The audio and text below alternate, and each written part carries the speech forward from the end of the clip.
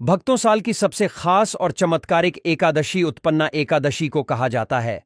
इस साल 2025 में पड़ने वाली उत्पन्ना एकादशी के दिन बेहद ही दुर्लभ संयोग बन रहे हैं, क्योंकि इस बार की उत्पन्ना एकादशी 111 सालों के बाद पड़ने वाला है। इस दिन कई तरह के दुर्लभ संयोग बन रहे हैं और साथ ही एक बेहद ही खास राजयोग का निर्माण हो रहा है। अगर आप इस दिन एक छोटा सा उपाय कर लेते हैं तो आपकी किस्मत को बदलने से कोई नहीं रोक सकता और आपके घर की गरीबी कुछ दिनों में खत्म हो जाएगी और माता लक्ष्मी साक्षात आपके घर आएंगी और आपके पूरे परिवार के ऊपर अपनी कृपा बरसाएगी। इस बार की यह एकादशी, जो मार्गशीर्ष मास के कृष्ण पक्ष में चंद्रमा के घटते रूप में आती है, शास्त्रों में पहली एकादशी मानी जाती है। यानी कार्तिक मास की पूर्णिमा के ठीक बाद आने वाली यह कृष्ण पक्ष की एकादशी भगवान विष्णु और माता लक्ष्मी की विशेष कृपा का द्वार खोलती है। भक्तों, इस एकादशी को लेकर आपके मन में जो कंफ्यूजन है वह हम आज पूरी तरह दूर करेंगे। कुछ लोग कह रहे हैं कि यह 14 नवंबर को मनाई जाएगी, तो कुछ 15 नवंबर को। हम बताएंगे कि सही तारीख क्या है, पूजा विधि कैसे करें, शुभ मुहूर्त क्या रहेगा, एकादशी व्रत कैसे रखें, शास्त्रों में इसका विधान क्या है, अभिजीत मुहूर्त कब है, साथ ही व्रत में क्या खाएं और क्या न खाएं, यह भी जानेंगे। और तो और, उत्पन्ना एकादशी के दिन वे कौन से कार्य हैं जो भूलकर भी न करें, वरना माता लक्ष्मी और श्री हरि विष्णु क्रोधित हो जाएंगे। सब कुछ इस छोटी सी वीडियो में विस्तार से समझाएंगे। हमारा आपसे यही निवेदन है कि वीडियो को अंत तक जरूर देखें, ताकि हर बारीकी अच्छे से समझ आए और सटीक जानकारी मिल सके। यह वीडियो निश्चित रूप से ज्ञानवर्धक साबित होगी। भक्तों, पूज्य गुरुजी ने अपनी विष्णु सहस्रनाम कथा में उत्पन्ना एकादशी के बारे में कुछ विशेष नियम और उपाय बताए हैं। जो मनुष्य इस दिन इनका पालन करता है, उसके घर में इतनी धन दौलत आती है कि संभालना मुश्किल हो जाता है। घर की तरक्की होने लगती है, रुपया पैसा हमेशा आता रहता है और टिकता भी है। अगर हम उत्पन्ना एकादशी के महत्व की बात करें तो हिंदू धर्म में इसका अत्यधिक महत्व बताया गया है। यह व्रत बहुत पुण्यदायी माना गया है। जो भक्त इसे श्रद्धा और विधिपूर्वक करते हैं, उन्हें पापों से मुक्ति, जीवन में कल्याण और स्वर्गलोक की प्राप्ति का अवसर मिलता है। शास्त्रों में कहा गया है कि इस व्रत की शुरुआत से ही एकादशी व्रतों की श्रृंखला सुचारू रूप से चलने लगती है। यानी यह व्रत श्रृंखला की आरंभिका मानी गई है। इससे भगवान विष्णु और माता लक्ष्मी का आशीर्वाद आपको सीधे प्राप्त होगा। तो चलिए अब जानते हैं कि उत्पन्ना एकादशी कब है और शुभ मुहूर्त क्या रहेगा। उसके बाद पूजा विधि पर विस्तार से चर्चा करेंगे। भक्तों, आगे बढ़ने से पहले अगर आप भी चाहते हैं कि लक्ष्मी माता का आशीर्वाद आप पर बना रहे, तो इस वीडियो को एक लाइक करें और आपके अपने चैनल को सब्सक्राइब कर लें और कमेंट बॉक्स में जय लक्ष्मी माता जरूर लिखें और साथ ही आप अपनी राशि को कमेंट बॉक्स में जरूर लिख दें, क्योंकि हम राशि से जुड़ा भाग्य भी बताते हैं और भाग में चल रही परेशानियों को तत्काल दूर करने के लिए आसान से आसान उपाय भी बताते हैं। इसलिए आप अपनी राशि कमेंट बॉक्स में जरूर लिख दें। भक्तों, आपकी जानकारी के लिए बता दें कि उत्पन्ना एकादशी का व्रत भगवान श्री हरि विष्णु तथा माता लक्ष्मी की कृपा प्राप्त करने के लिए रखा जाता है। यह व्रत अत्यंत पवित्र और पुण्यदायक माना गया है, क्योंकि इसी दिन एकादशी देवी का प्राकट्य हुआ था, जिन्होंने असुरों से देवताओं की रक्षा की थी। उत्पन्ना एकादशी मार्गशीर्ष मास के कृष्ण पक्ष में आने वाली एकादशी है, जो पापों का नाश करने वाली और मोक्ष प्रदान करने वाली मानी जाती है। इस दिन श्रद्धापूर्वक व्रत, उपवास, पूजा, भजन, कीर्तन तथा भगवान विष्णु के नाम का स्मरण करने से सभी कष्टों का नाश होता है और मनुष्य के पिछले जन्मों के पापों का क्षय हो जाता है। कहा गया है कि जो व्यक्ति इस व्रत को श्रद्धा और नियम पूर्वक करता है, उसे न केवल सांसारिक सुख संपत्ति मिलती है, बल्कि विष्णु लोक की प्राप्ति भी होती है। माता लक्ष्मी इस दिन अपने भक्तों के घर में स्थायी रूप से निवास करती हैं। इसलिए यह व्रत धन, सौभाग्य और समृद्धि की प्राप्ति के लिए भी विशेष रूप से फलदायी होता है। उत्पन्ना एकादशी 2025 में शनिवार 15 नवंबर को पड़ रही है। यह मार्गशीर्ष मास के कृष्ण पक्ष की एकादशी है, जिसे भगवान श्री हरि विष्णु और माता लक्ष्मी की कृपा प्राप्त करने वाला अत्यंत पवित्र व्रत माना जाता है। इस दिन भक्तजन सुबह ब्रह्म मुहूर्त में स्नान करके शुद्ध वस्त्र धारण करते हैं और भगवान विष्णु की विधिपूर्वक पूजा करते हैं। इस वर्ष उत्पन्ना एकादशी व्रत का शुभ आरंभ 15 नवंबर शनिवार की प्रातःकाल से किया जाएगा। पूजा का सबसे शुभ समय अभिजीत मुहूर्त रहेगा, जो प्रायः दिन में 11:45 से दोपहर 12:30 तक रहेगा। इस दौरान भगवान विष्णु की पूजा, मंत्र जाप और दीपदान करना अत्यंत मंगलकारी माना गया है। एकादशी तिथि का आरंभ 14 नवंबर की रात लगभग 10:02 से होगा और इसका समापन 15 नवंबर की रात 8:40 के आसपास होगा। अतः व्रतधारी जन 15 नवंबर को पूरे दिन व्रत रखकर भगवान की आराधना करें।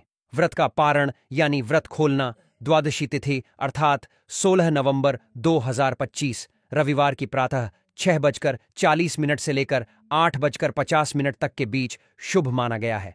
इस समय फलाहार या दूध दही से पारण कर भगवान विष्णु को धन्यवाद देना चाहिए। जो भक्त इस दिन श्रद्धा और सच्चे मन से उपवास रखते हैं, उन्हें सभी पापों से मुक्ति, लक्ष्मी कृपा और विष्णु लोक की प्राप्ति होती है। साथ ही भक्तों, हम जान लेते हैं कि उत्पन्ना एकादशी की पूजा विधि क्या रहेगी। जो महिलाएं या पुरुष एकादशी का व्रत रख रहे हैं, अपनी व्रत की सफलता के लिए भगवान विष्णु और माता लक्ष्मी का आशीर्वाद प्राप्त करने के लिए सच्चे मन से व्रत रखते हैं और पूजा पाठ करते हैं, तो अवश्य ही फल की प्राप्ति होती है। तो चलिए पूजा विधि के बारे में सब कुछ जान लेते हैं। नियमों को सुबह से शाम तक बिल्कुल ध्यानपूर्वक सुनना है, ताकि आपसे कुछ भी जानकारी छूट न जाए। तो चलिए सब कुछ जान लेते हैं। उत्पन्ना एकादशी की तैयारी, धर्म भाव और घर की शुद्ध। एकादशी से एक दिन पूर्व अर्थात दशमी के दिन से ही संतों जैसा आचरण अपनाना चाहिए। पूरे घर को स्वच्छ कर लें, पूजा स्थल को शुद्ध करें, तुलसी का पौधा और भगवान विष्णु की मूर्ति या चित्र को साफ कपड़े से पोंछकर पवित्र स्थान पर स्थापित करें। दशमी की शाम को हल्का सात्विक भोजन लें। रात्रि में ब्रह्मचर्य का पालन करें।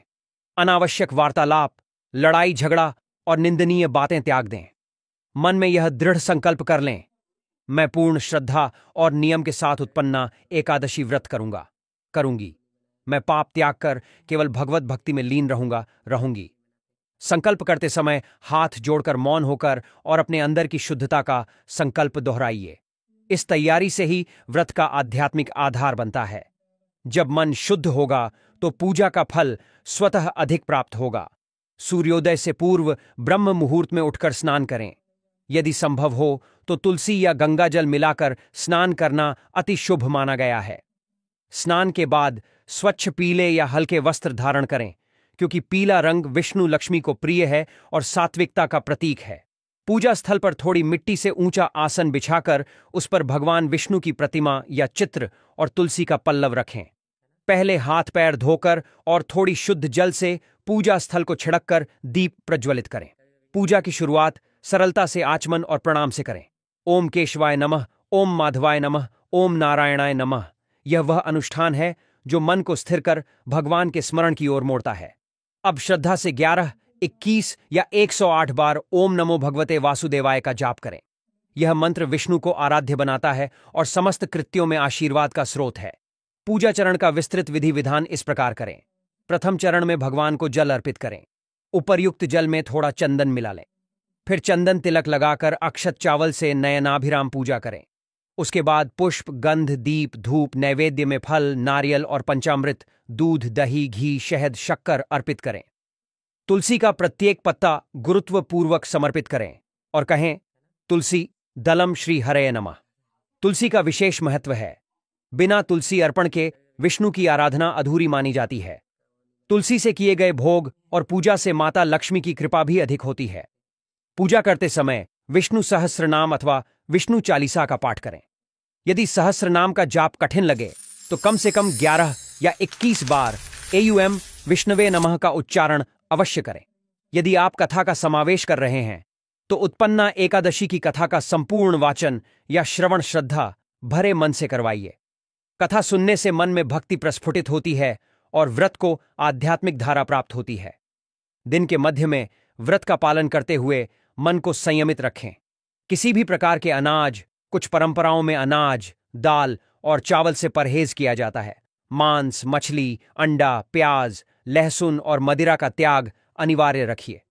यदि निर्जला व्रत कर रहे हैं तो पूरी तरह जल रहित रहें। यदि आंशिक व्रत रखते हैं तो फल, दूध, हल्का फलाहार लें। दिन भर की भूख, प्यास और शारीरिक कष्टों को भगवत स्मरण व जप से काटिए। ओम नमो भगवते वासुदेवाय और ओम विष्णुवे नमः जपते हुए हृदय में विष्णु के स्वरूप का ध्यान करें। इस दिन दान का भी विशेष महत्व है। गरीबों, ब्राह्मणों या जरूरतमंदों को प्यारा सा भोजन, वस्त्र या आचार्य को दक्षिणा दें। दान से व्रत का फल दुगुना हो जाता है। संध्या के समय दीप आरती अवश्य करें। घी से दीप जलाकर भगवान का ध्यान करते हुए भजन कीर्तन, श्री हरि के मंगल गीत गाएं।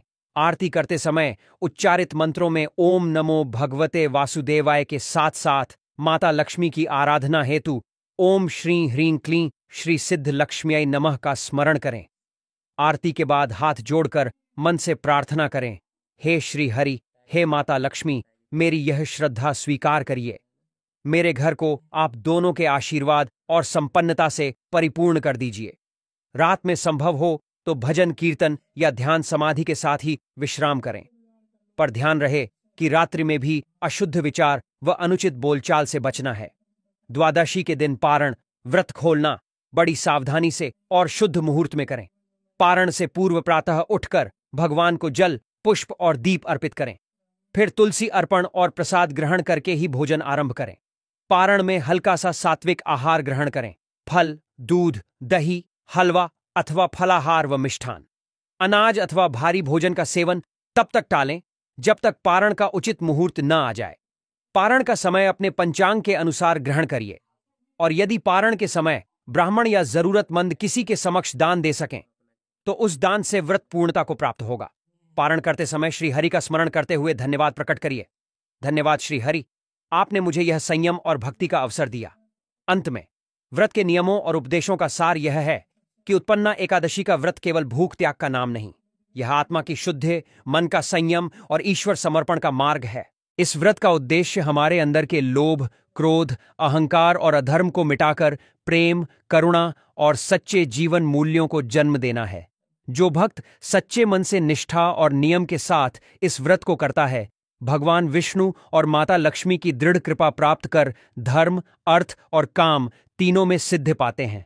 भक्तों, अगर आपके मन में यह प्रश्न है कि इस व्रत को कौन रख सकता है और रखने से क्या होता है, तो आपके इन सवालों के उत्तर भी हम इस वीडियो में देंगे। प्रिय भक्तों, जैसा कि हम आपको बता दें कि उत्पन्ना एकादशी का व्रत स्त्री और पुरुष दोनों ही श्रद्धा एवं भक्ति भाव से रखते हैं। यह व्रत उस समय रखा जाता है जब जीवन में नकारात्मकता, मानसिक तनाव, पापों का बोझ या धन संपत्ति की कमी महसूस होती है। कहते हैं, इस दिन व्रत रखने वाला व्यक्ति भगवान श्री हरि विष्णु की विशेष कृपा प्राप्त करता है और उसके जीवन के सभी दुख मिट जाते हैं। इस व्रत को ब्रह्मचर्य, गृहस्थ और वानप्रस्थ तीनों आश्रम के लोग रख सकते हैं। भक्त यह व्रत इसलिए करते हैं क्योंकि यह वह दिन है जब पापों का नाश करने वाली एकादशी देवी का प्राकट्य हुआ था और स्वयं भगवान विष्णु ने कहा है, हे अर्जुन, उत्पन्ना एकादशी का व्रत करने वाला मनुष्य मेरे परम धाम को प्राप्त करता है। चलिए भक्तों, इसी के साथ जान लेते हैं कुछ विशेष नियम जो कि उत्पन्ना एकादशी के दौरान रखे जाते हैं और इनका पालन करने से भगवान विष्णु अति प्रसन्न होते हैं।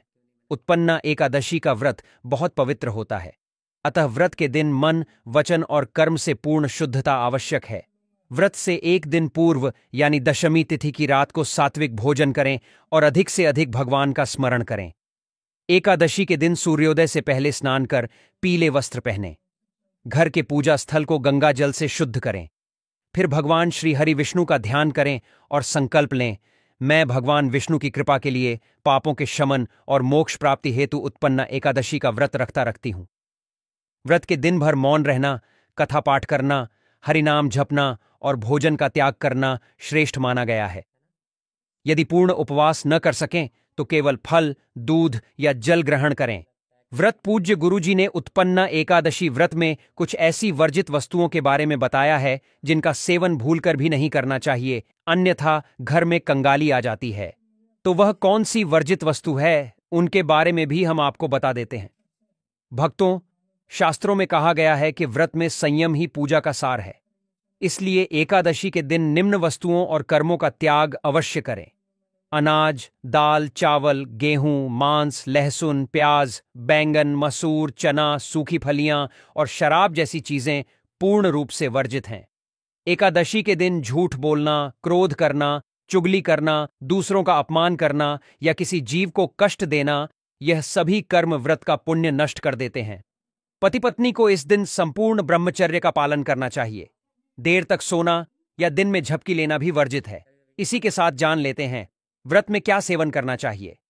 एकादशी के दिन यदि फलाहार करना हो तो केवल सात्विक फल और शुद्ध सामग्री का ही सेवन करें।